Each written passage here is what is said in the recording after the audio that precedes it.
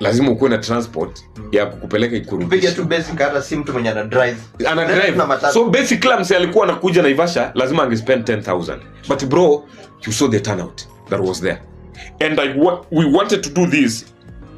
Kuna wase walikuwa wanasema tu Kisii hawezi piga kitu. Bro, kuna wase wengi walikuwa wanasema hata hapa Kisii eti huwezi panga event ya Kisii. Ifanye nini? Ifanyike. The only place event ya Kisii inaweza fanyika ni Nairobi.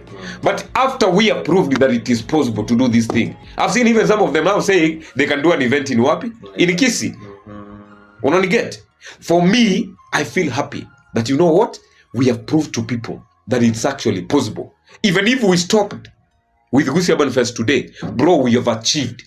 Mkisii kumuweka pamoja, amweti anakuja kufanya nini?